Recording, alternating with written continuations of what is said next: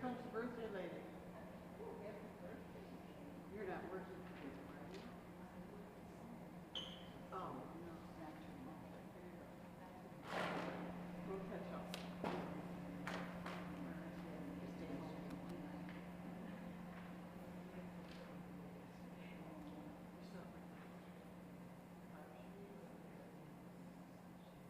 Good. And what about leadership? Yesterday.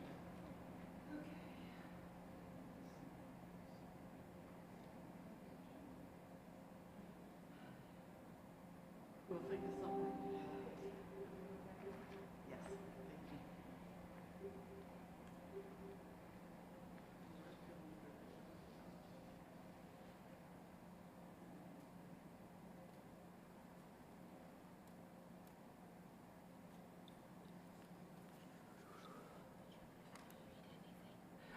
you. Yeah, I mean, I think everybody, it sounds like a lot of people are willing, so the more voices, the better, I think.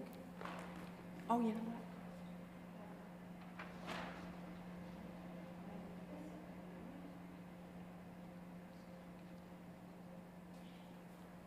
Elaine, would you want to grab the mics?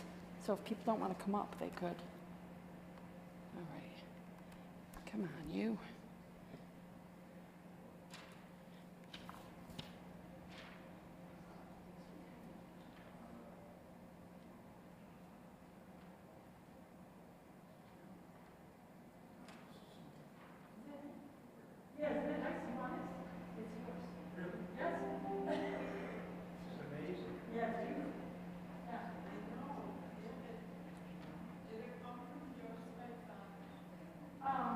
Donna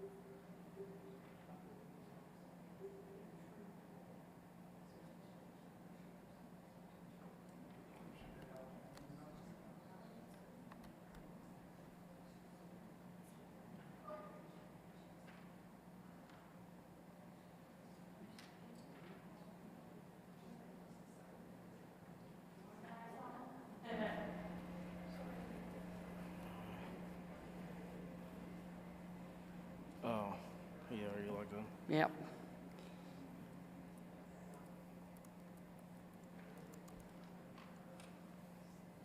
I don't need that open. Yeah, it's not.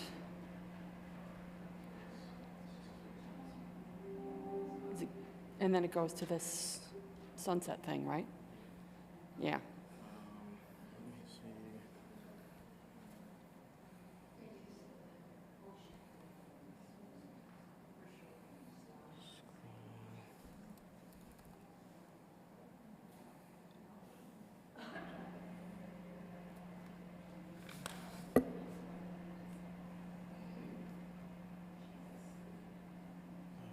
That's what I want.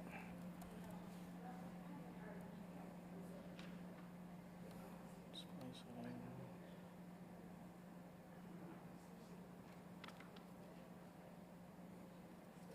Come on.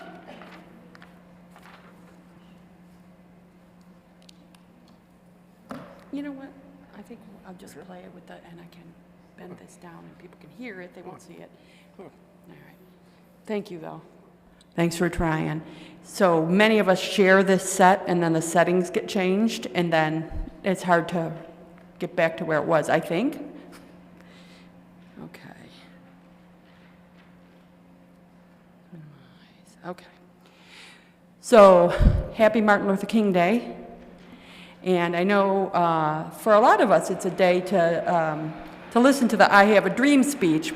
And you've probably heard that many times, so I thought maybe we'll do something a little different.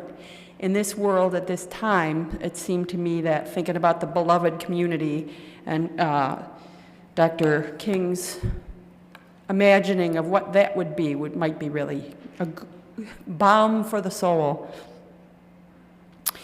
Dr. King once wrote, a third reason why we should love our enemies is that love is the only force capable of transforming an enemy into a friend. We never get rid of an enemy by meeting hate with hate. We get rid of an enemy by getting rid of enmity. By its very nature, love creates and builds up. Love transforms with redemptive power.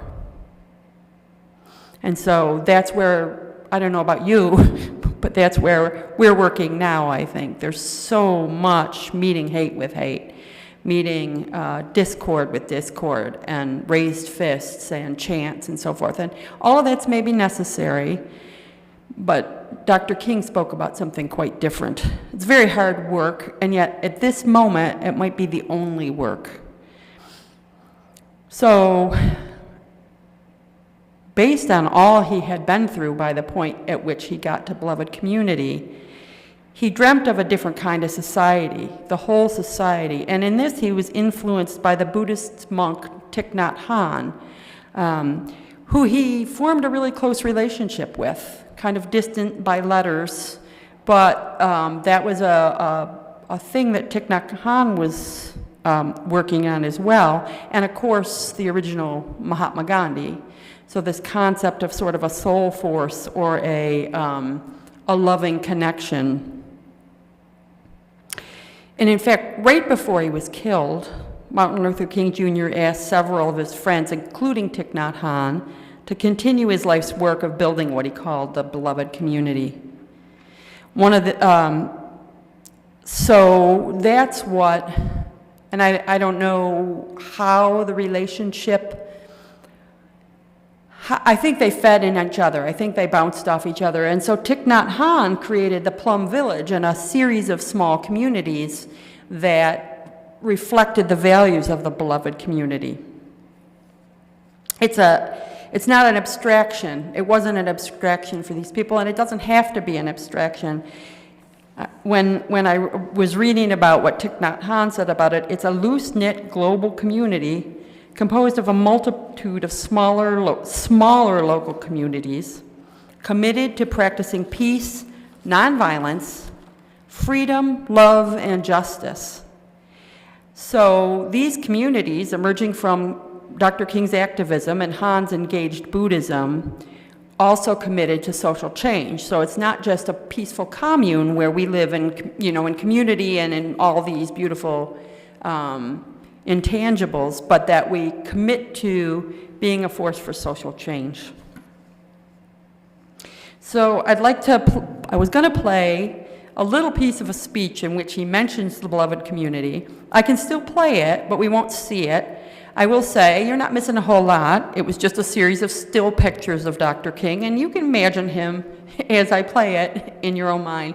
I like this piece, too, because it's not... you really get the sense he's very much a Baptist preacher. His cadences and the way he uses words and all that. So it's a good, I think, a good picture, just a reminder of that part of who he was. All right, let me just log in again.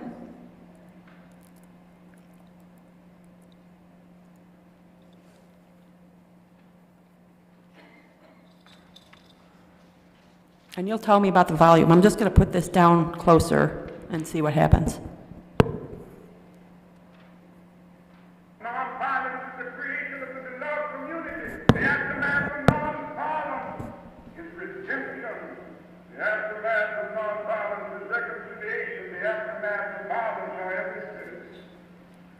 This is the thing I'm concerned about. Let us fight passionately and unrelentingly for the goal of justice. Let's be sure that our hands are clean in this stuff.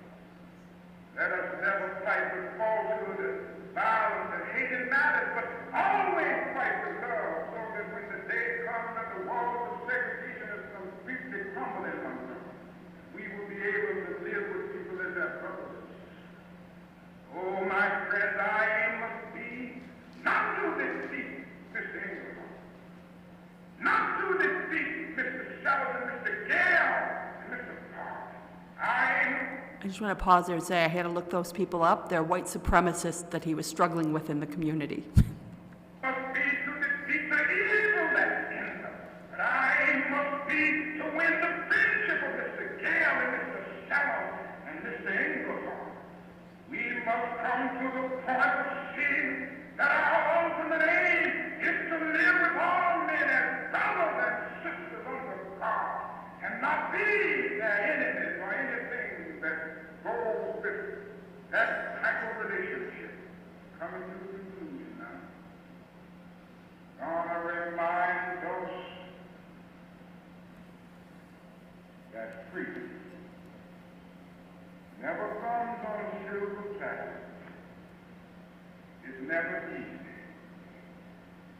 God reminds us that whenever you break out of Egypt, you better get ready for stiff back. You better get ready for some homes to be burned. You better get ready for some churches to be burned. You better get ready for a lot of nasty things to be said about you because you're getting out of Egypt. And whenever you break loose from Egypt, the initial response of the Egyptian is bitterness. It never comes with ease. It comes only through the hardness and persistence.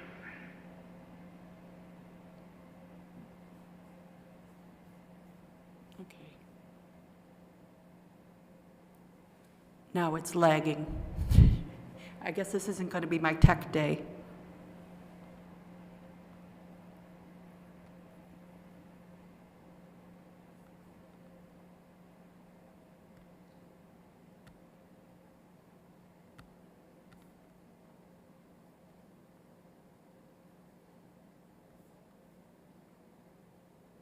Were you able to hear that fairly well? Or was it too blurred? Yeah. I think we'll just let it go. But I think you get the idea, though. It's not about, even in the best intentions of resisting bad things that are going on, we can get caught up in our own anger and righteousness. I know I can. So this is a very different way.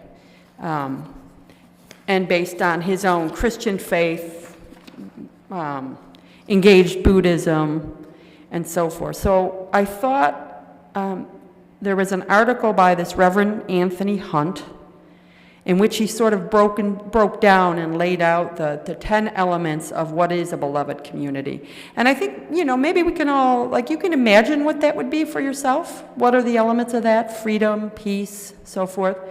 But this makes it a little more concrete. So I thought we could go around, and I'd love to have everybody have a sheet, and I'd love to have whoever would be willing to read one of those, and then we'll just take a minute, and you're welcome to come up here too. It's probably clearest, but if you don't want to, but you want to read, feel free. And Elaine has a microphone too, and so does Anna. So we'll read those, and then just take a moment afterward, and then just do a really brief reflection, a word or two, if there is anything that comes up for you with that element, especially in light of the current situation. So, who would like to go first?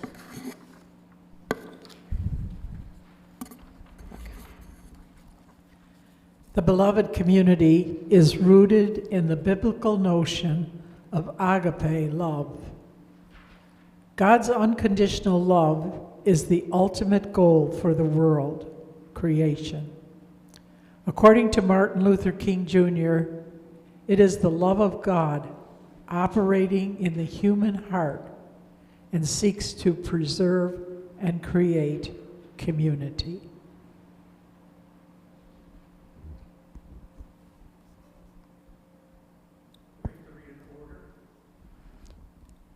I think so. Okay, Rich is claiming number 9. That's okay. Does anybody, what comes to mind when you heard that first one? Does anybody like to share anything about that? I'll just note for myself that when I see the pictures of some of the ICE atrocities, you have to remember that the love of God is operating somewhere inside that person. And so that's a prayer. It's a picture that at least I want to encourage myself to consider, although that's not what is in my heart. Any other thoughts about the first one?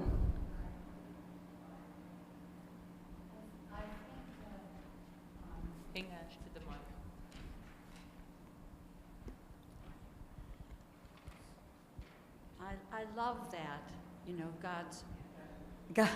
God's unconditional love itself being the force that moves through us to accomplish whatever good it is in the world. And I think that we often have thought of that unconditional love and ourselves as a conduit of it in terms of, prayer for healing, prayer for a relative who's in difficulty, prayer for, and not so much about the wider picture of structures and systems and that are operating contrary to this unconditional love. So I think that there's where I certainly needed to be converted further. Thank you for that. I like what you said there, Holly, about, I'm totally forgetting the quote that you had said, but give me a moment. It was basically, despite the atrocities that they're committing, people are still trying to act out of a sense of love. And I think throughout all of this, meeting hate with hate, it's easy to say it sitting here safe and warm and not under duress from people who are committing atrocities, but throughout all of this, nobody has really said, this isn't how you make the world a better place. And the protests, despite their own righteousness and their very justifiable actions, it is still seemingly meeting hate with a level of hate, even if to us their actions out of love are more obvious. But nobody is saying that you make the world a better place through love. And it's very difficult for me or it's very difficult for people, I think, in general to say, you can't just hate people until hate is gone, and then you start loving, because if you choose to hate, it doesn't go away. It just begets more and more hate fuel.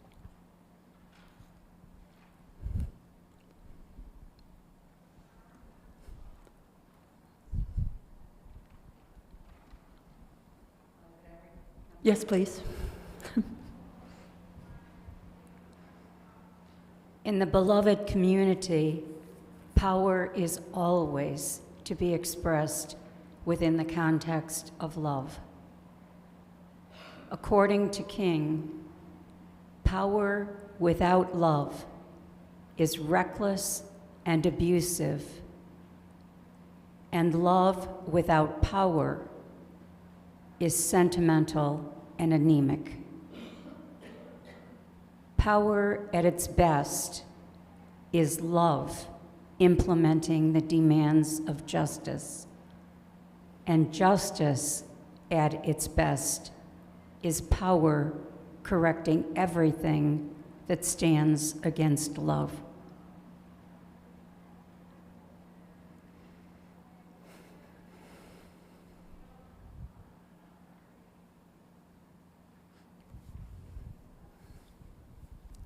Well, what we see today is power with love is reckless. Today, power without love is present in our administration.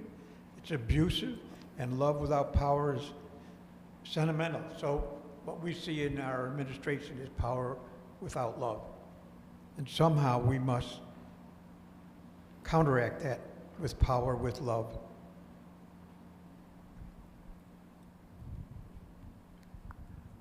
Yeah. I think one of the difficulties for those of us who are opposed to this administration's policies is that it is hard to continue to hope, and it is hard to feel empowered. And we need, it says power at its best is love implementing the demands of justice. So somehow we need to help each other to find ways that we can be empowered. And I think the wonderful hope and sign of that for me is the people in Minnesota who are standing up against the tyranny and the injustice. I have a niece who lives outside the Twin Cities, and she's in charge of several preschools that go from infant to preschool, and with hundreds of children and babies, and some of them share parking lots where the National Guard come and fill bus loads from stores like Walmart. And then those buses they see on the nightly news, those people on the buses being loaded onto planes. And she said the guns and the ammunition, they have had to move all of the cribs away from the window. All of the children must stay away from the windows. And all of the ways in which they are trying to protect the innocent, both children and adults, I think is, even at the risk of their own lives, is a model for all of us.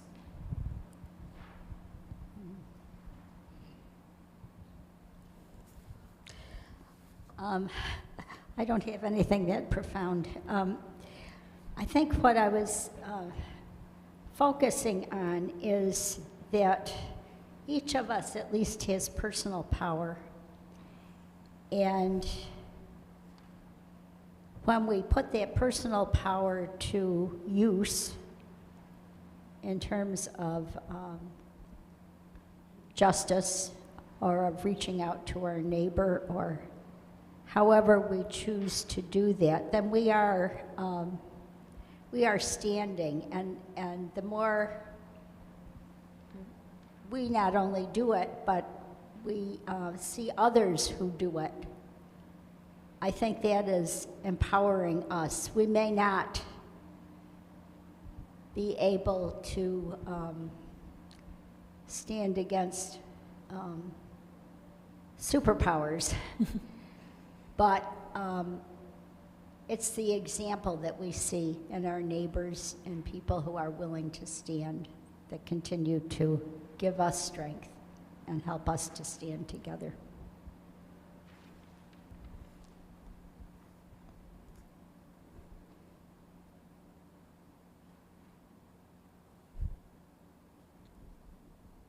And when we're ready, if somebody would read 3.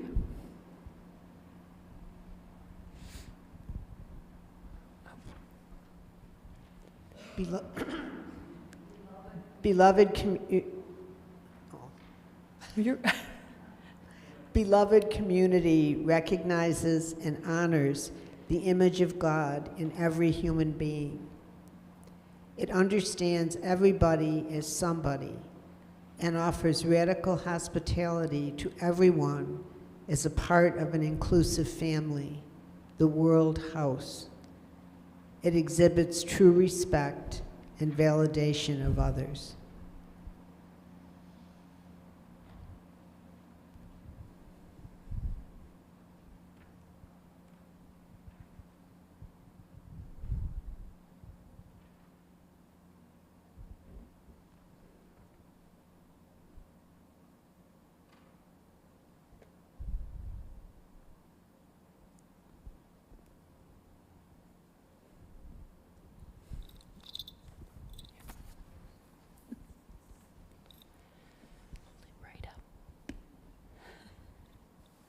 I'm struck by the use of that word hospitality.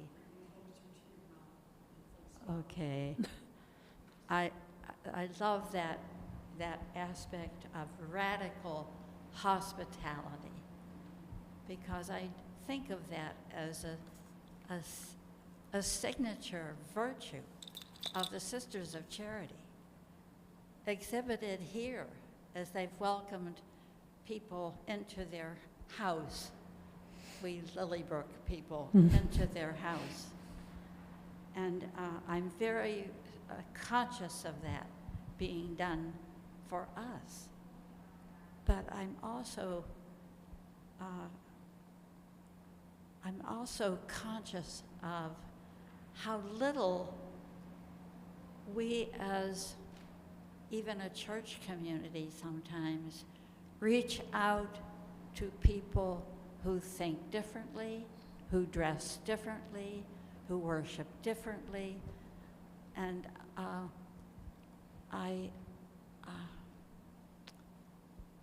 can only applaud those efforts when I see them from whatever congregation that professes belief in Jesus Christ. You know, that it's an invitation, I think, for all of us. I was thinking about Phyllis's article in the last newsletter where she was talking about presence, and this is, I think, a good example of recognizing the image of God in every human being, because each person had a special way of doing it, whether it was a smile, saying hello to somebody as you're passing by on the street. It didn't matter, but you realized that that person was important. Are you also a sister?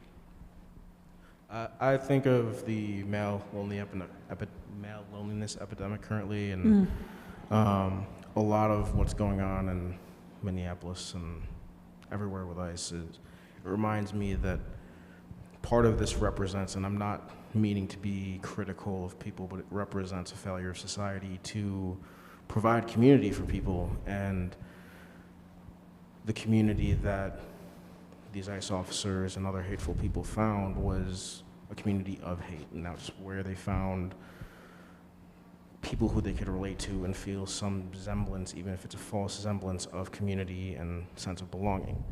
And I think of that now in the way that society has gone is building connection and building relationships and bringing neighbors closer together is what we need now more than ever, not just to combat the hate that's going on now, but also to build just a better world for everybody. Yeah, very much so. And COVID didn't help with that, right? Like disconnecting us from one another. And how much of the things, these communities or these things that you read online that are so hateful are false. They're planted, they're bots, all this, but it's so easy to be caught up in it.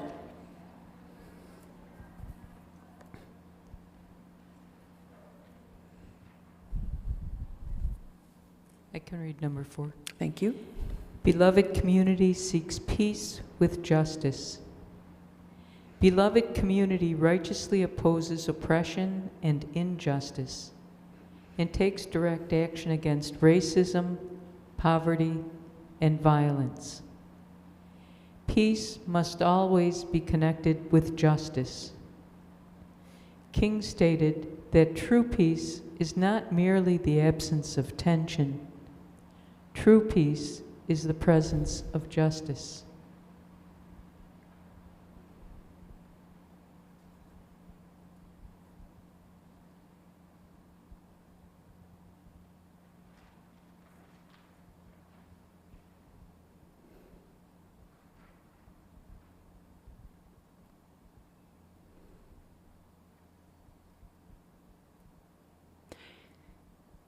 I think we often purchase like a false peace with silence. We're trying to buy the absence of tension in the absence of justice.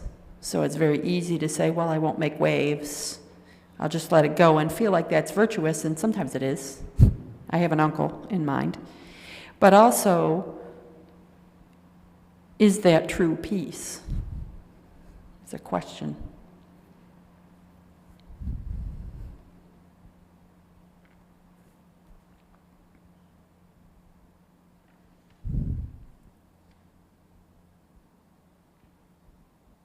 Rich?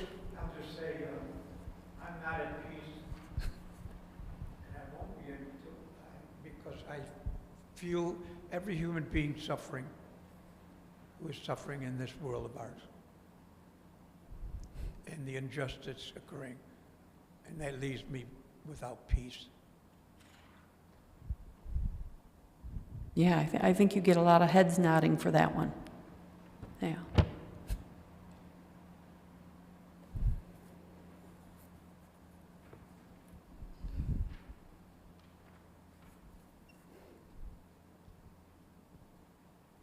Would someone be willing to read number 5?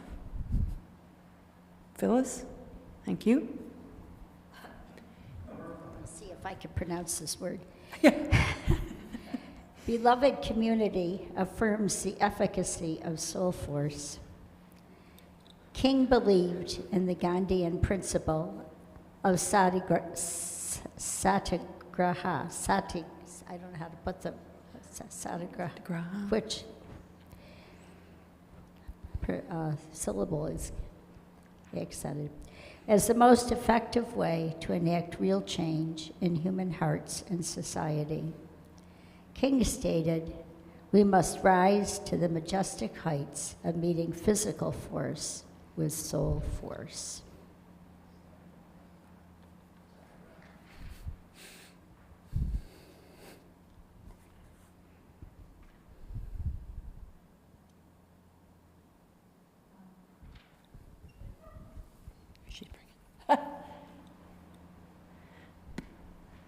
It brings to mind the writing, one of the epistles of Paul, in which he talks about the weakness of God being stronger than the power of human beings who exert it without love.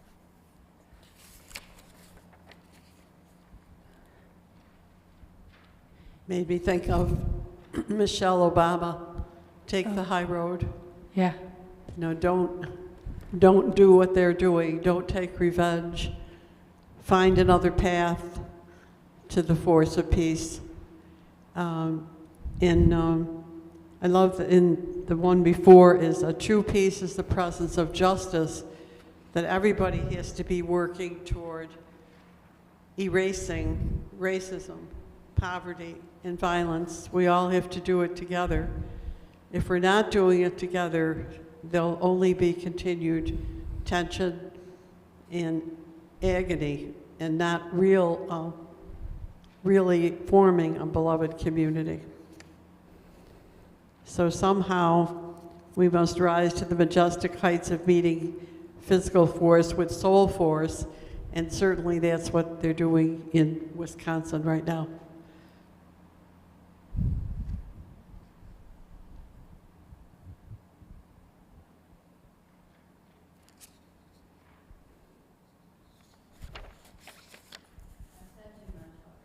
You're good. But I recently read a biography of John Lewis. And one of the pictures that stays with me was the observation of somebody who was with him on the front lines of resistance, in the face of what was happening in the South. And they said they saw him reflect by himself for many minutes before he embarked on an action. And he said, only then can I look at the face of the person who is bludgeoning me and not hate, not wish him ill.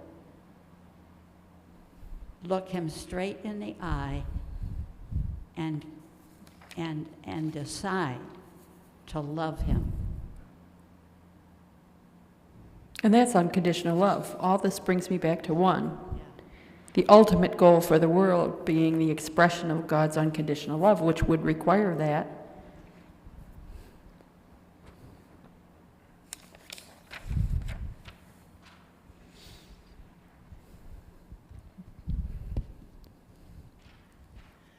That reminds me of a story John Lewis told in one of his biographies about a man who, 40 years after he had assaulted John Lewis, and John Lewis had not brought charges. I think it was in Carolina when they were protesting in the lunch counters. And John Lewis somebody said you should bring charges, and John Lewis said no. And the man came and asked forgiveness, something like 40 years later. And John Lewis said, if I had brought charges against him, he never would have come. This never would have happened, and there never would have been forgiveness or the opportunity for it. That's beautiful. So, yeah, that love in action, whatever, power of love. The word soul force, I think, works miracles. Yeah.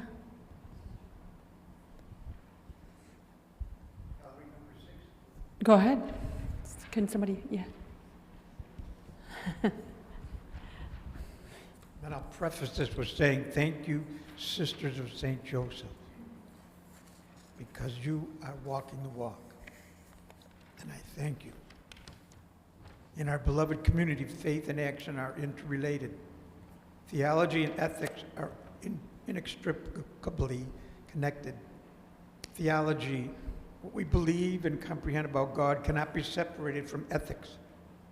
How we behave and relate as a human family, our creed and our deed have to be in concert. And our talk and our walk have to align.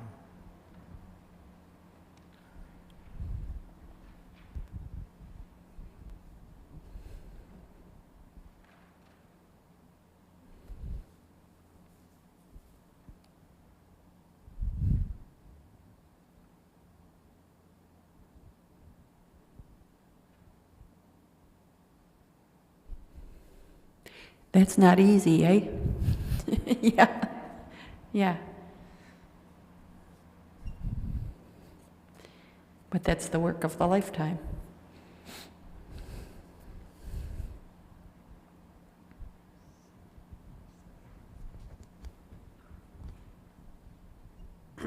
Number 7, beloved community affirms that all of humanity is a part of an inescapable network of mutuality.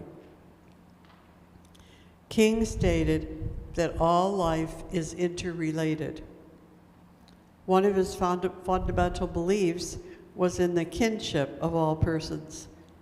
He believed that all of life is part of a single process. All living things are interrelated, and all persons are sisters and brothers. All of us have a place in the beloved community. Because all of us are interrelated, one cannot harm another without harming oneself.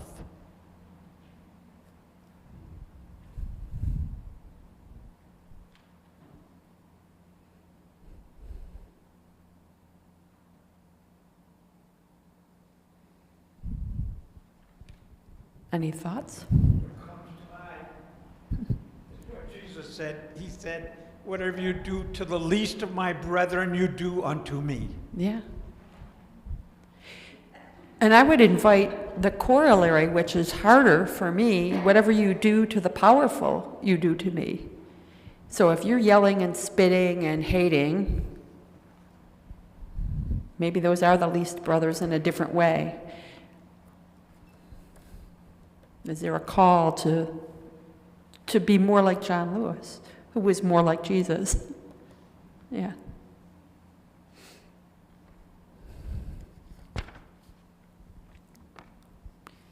I think going back to remembering and realizing that we are, each of us, made in the image of God, that's always been most helpful to me, to just realize that we are all made in the image of God. So again, however we treat one another, there is that image of God to remember.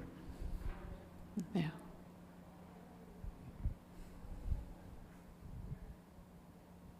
Judy behind. Sitting here, I had a memory from my days of working at the Monroe County Jail.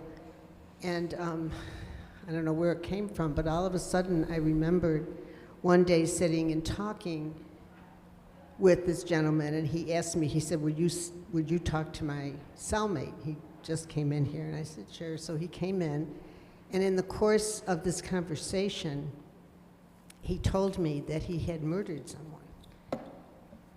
And I don't remember a whole lot about that specific conversation. But what I remembered was the next day in the newspaper in the morning, there was a story about this incident. And as I read it, my first thought was, this is not the man I met yesterday. Wow.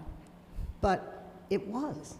It was both. It was such a, just even to remember it today was like that. He was this one, I always would say, oh, but he's such a nice guy, all these people. And I think that's saying, there is goodness, there's truth in everybody.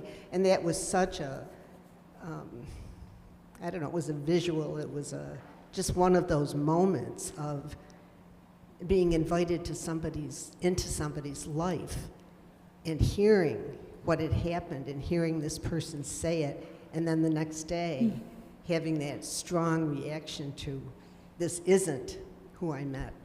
And then reflecting, it is who I met. Yeah. And it's all of us. Yeah. It's all of us.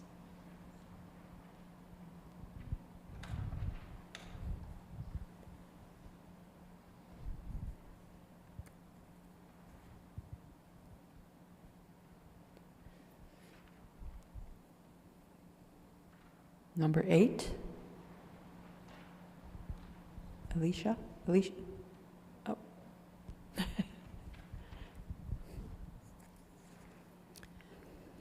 Beloved community, insists on interdependence as the impetus toward the realization of full humanity and the actualization of full community. As first posited by the likes of Josiah Royce, then Howard Thurman, Martin Luther King Jr., and Desmond Tutu, it is in and through the beloved community that persons discover themselves and experience the meaning of living together as the family of God.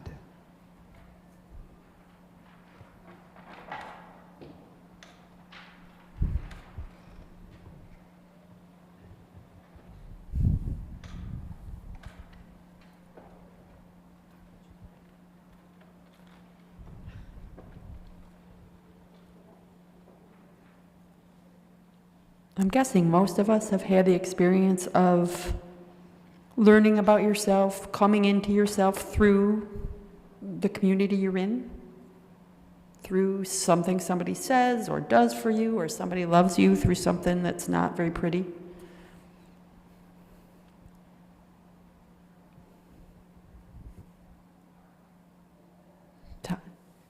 Tommy?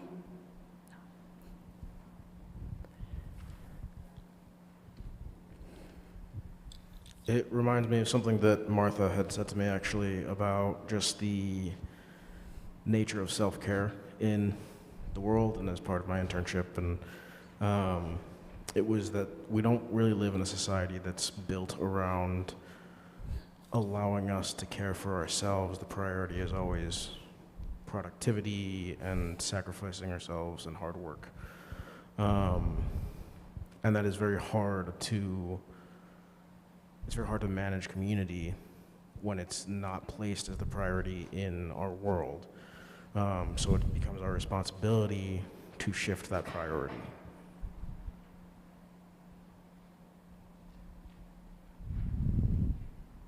Thank you. Someone else just brought this up before, but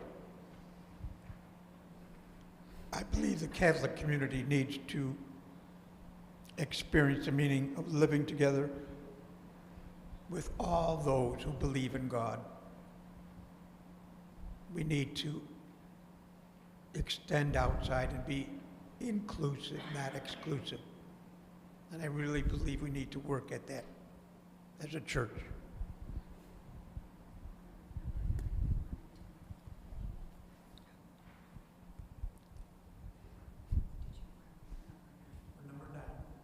Number 9 reminds me that, anybody remember the Beatles, number 9?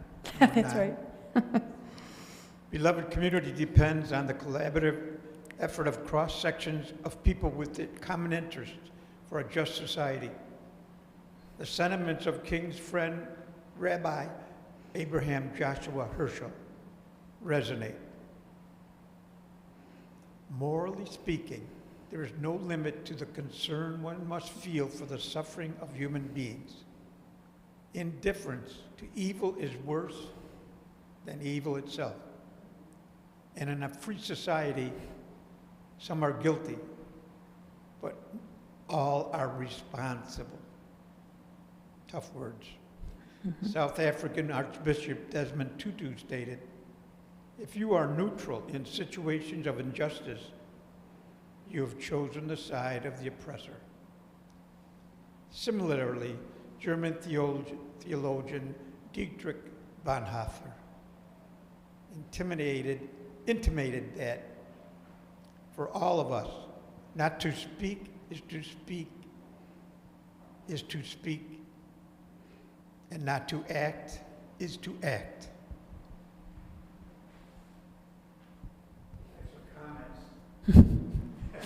I just will say that network of sisters, locally, the Faith in Action community is going to celebrate this whole year, 2026, with events that will celebrate the humanity of each individual. So, just a little advertisement. And the next thing is, the Haitian community, we just had a meeting about them, is in need of support. Their immunity will end February 3rd. They've been given asylum until that date. After that, it's open season. The move for the Rochester Resettlement and Immigration Association Society is seeking to move them all to Canada. And they're seeking right now Canadian churches, monasteries, convents that will accept them. That's what's going on.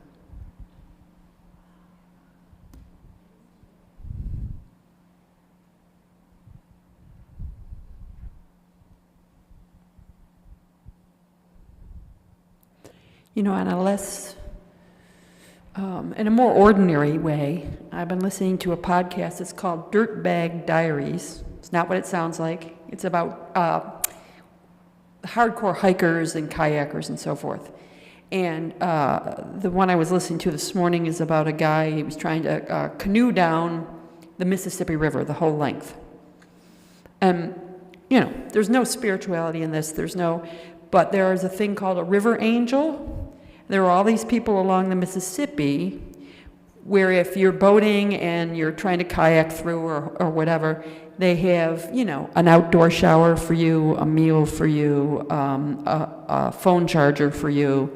And I just think of that when I think about all of the pieces here, that there's a rough and ready decency that's already there. And it was a good reminder for me, and that's why I'm sharing it, like just to be like, you know, everything isn't horrible. There's also lots of people who, if your car is stuck, will help you, or if you know, trip, somebody will help you up, or whatever it might be. So it's there.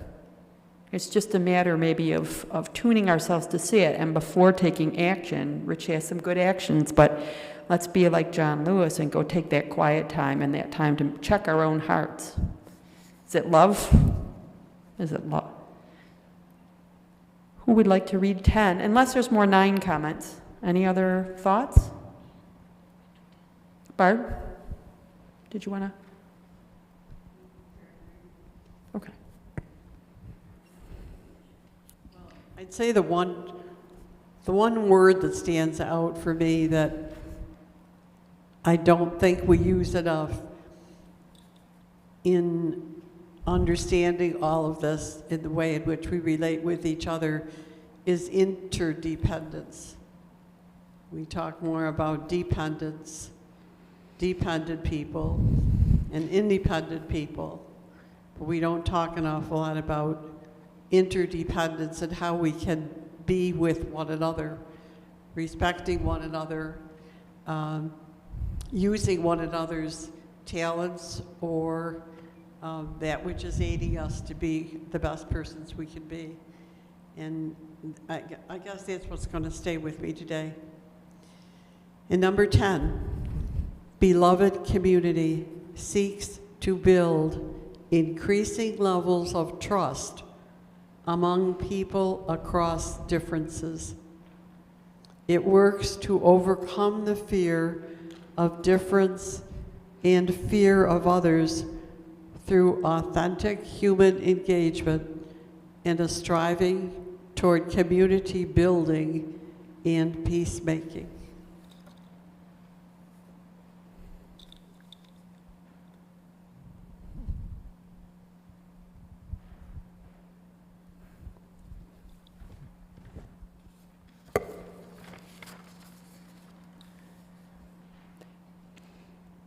Any final, Rich, any final comments?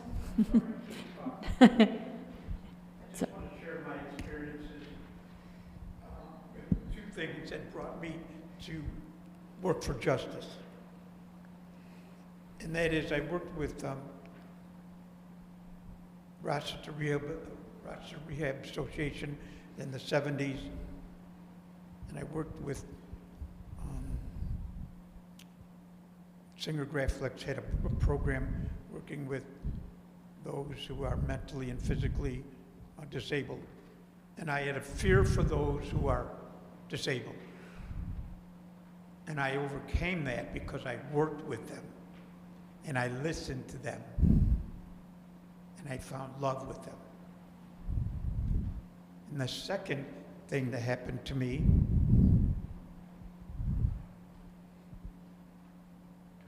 was that I worked with migrants. I worked with migrants as part of a Peace Corps training program in Brockport. And I learned to live with them, speak with them, and understand them. And that's why I know migrant families are good people, and they're here to just improve their lives and become productive here and work for us in our country, in our fields. So I guess my message is we need to have relationships with those we fear or we do not understand.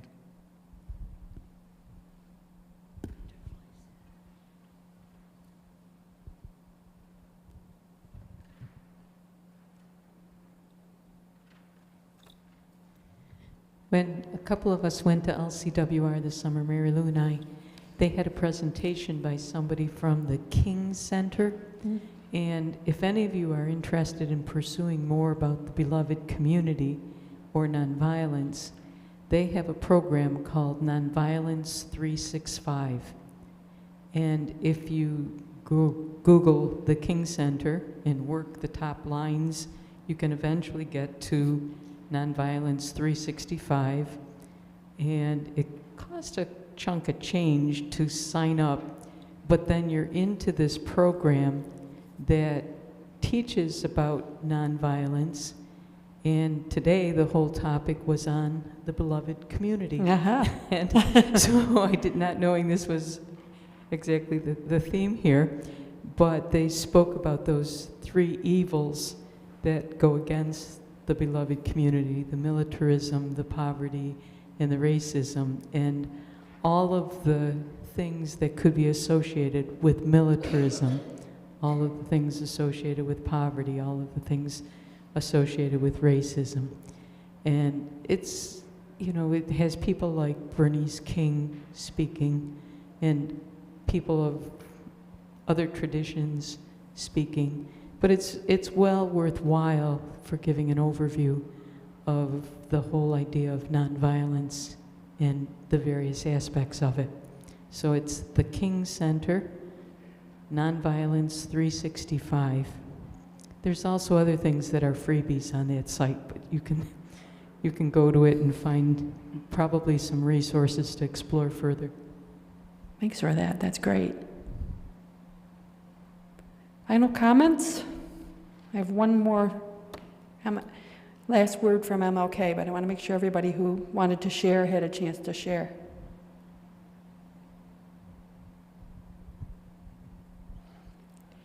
So these are, the final quote I read is from a sermon. Oh, I'm sorry. No, you're good. It's fine. I'm sorry, but I bring this forward to this community because John Lewis and Martin Luther King's, their vision went beyond just the justice for the black community. That's right. John Lewis was very prominent in being the conscience of the Congress and of standing up for any group that he felt was being discriminated against. That's right. And so, in his spirit, I'm just going to make a comment that there's a lot of us here at Lilybrook meeting every night for evening prayer. Kathleen Walker works at Nazareth Elementary, is in touch with some immigrant families that have been intimately connected with this matter of seizing people from the street, fathers of husbands leaving, fathers of families leaving wives and children without any means of support and no knowledge of where their loved one is. So, in the Courier Journal in December, there was an article by the bishops about the importance of immigration. They mentioned the Cabrini Pledge, but they did not include it. And so Kathleen, God love her, went online and found the Cabrini Pledge. And I have it here in my hand. She condensed it to one page so it can be used by any faith community that would care to put it in a bulletin or make it available somehow where people could actually sign their names. So that's why I'm speaking about this. Oh, that's valuable. We did you can sign online, and I think we sent that around the Federation, the Sisters of St. Joseph, did an event kind of featuring that in... I'm not very expert using my computer, so I'm going to rely on other people. And I think that's fantastic to bring that up and go check it out. Yeah. Or...